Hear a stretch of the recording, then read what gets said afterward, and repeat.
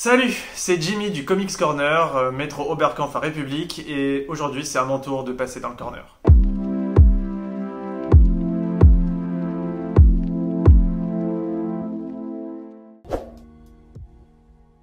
Au début j'étais plus Big Two, mais en vrai je suis de plus en plus indé, c'est beaucoup plus fou, il y a beaucoup plus de variété, il y a tous les genres et on se rend compte que, en tout cas moi je me rends compte que des gros auteurs et dessinateurs qui étaient d'abord chez les Big Two et qui passent à l'indé, en fait ils se sentent beaucoup plus libérés, produisent des choses tellement plus folles que je crois qu'en vrai indé. Hardcover pour une seule et unique raison, c'est que moi j'aime que mes albums restent en bon état. Et j'ai pas envie de dépenser une fortune dans une installation pour conserver des softs. Donc je suis prêt à être patienté pour que les albums en soft sortent en intégrale en hard. Du coup ouais, ce sera pas le soft pour moi.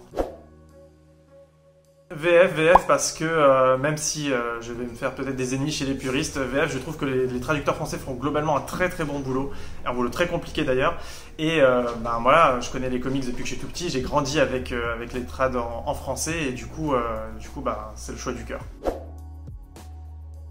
De plus en plus one shot également, j'aime la performance de certains auteurs qui arrivent à raconter toute une histoire en un seul album. Je pense à des gars comme Mark Millar par exemple ou Jeff Lemire. Mais d'un autre côté, il y a des séries qui sont géniales. Mais en vrai, même si je devais choisir des séries, ce seraient des séries courtes. J'aime pas trop les séries à rallonge du style Walking Dead ou ce genre de choses. Donc je préfère, je dirais plutôt one shot ou sinon séries très courtes.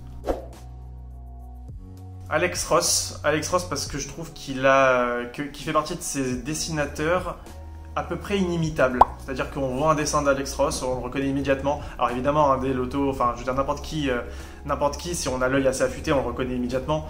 Mais il y a des gars qui sont un peu plus passe-partout ou plus discrets. Alex Ross, c'est clairement inimitable. Il a chaque fois qu'il fait quelque chose, voilà, que ce soit des covers ou des histoires, chaque case est bluffant, chaque détail de chaque case est bluffant. Donc ouais, Alex Ross.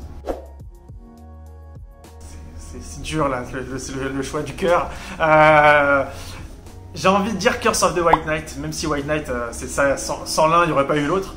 Mais Curse of the White Knight, justement, il va tellement plus loin, il prolonge tellement plus profondément dans ce qu'il veut, dans ce que Sean Murphy veut raconter sur sa version de Gotham et de la mythologie de Gotham. Donc ouais, Curse of the White Knight, c'est très bien pensé, très équilibré.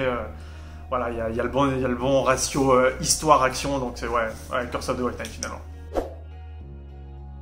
Superman Identité Secrète, parce que finalement, moi j'aime beaucoup le délire de se dire qu'on a un pauvre gars un peu paumé qui toute sa vie a été maudit de porter le même nom que ce personnage de comics ultra légendaire, et qu'au final lui-même il commence à développer des pouvoirs. Je trouve l'idée très bonne, très accrocheuse et globalement assez touchante. Donc ouais, en vrai, ouais. Identité secrète, sans hésiter. J'ai grandi avec ceux du XXe siècle, donc je vais dire, mais j'ai pas envie de dire c'était mieux avant, parce qu'en vrai, plus on avance, plus on voit qu'il y a toujours de nouvelles choses. Donc je vais dire plutôt XXIe siècle. En tout cas, là, ce qui me motive tous les jours à ouvrir des comics et à en proposer aux gens, c'est évidemment ceux du XXIe siècle.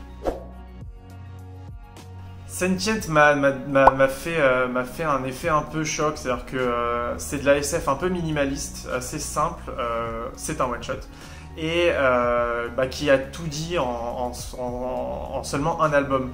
Tokyo Ghost, même si c'est aussi assez court, c'est génial, c'est une dystopie vraiment bien ficelée, voilà, l'histoire tient de la route et ça fonctionne très bien, mais Sentient, il y a un côté un peu sobre, classe, qu'on retrouve dans de la SF, dans certains films comme Alien par exemple, le tout premier.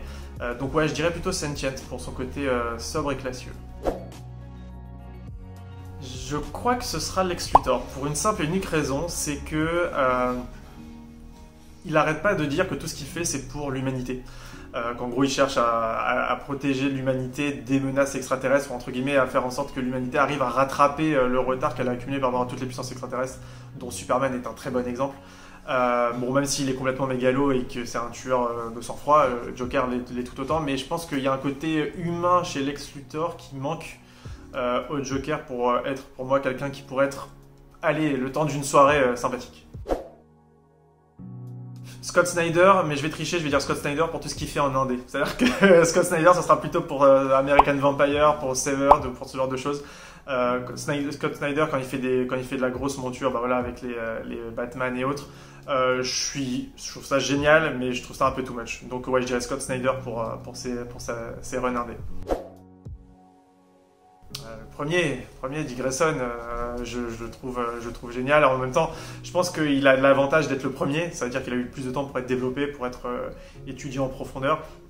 Et c'est celui qui arrive à s'émanciper le mieux, je pense, de Batman. Donc ouais, Dick Grayson.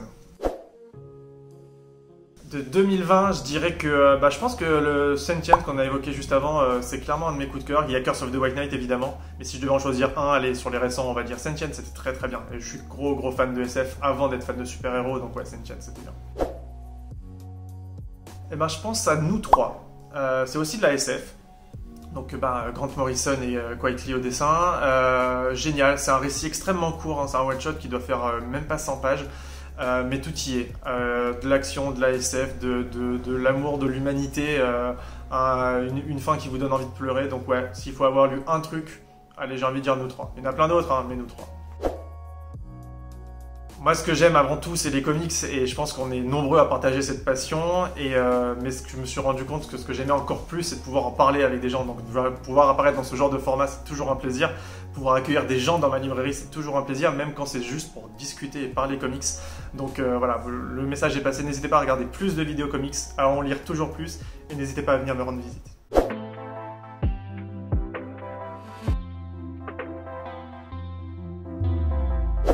I know.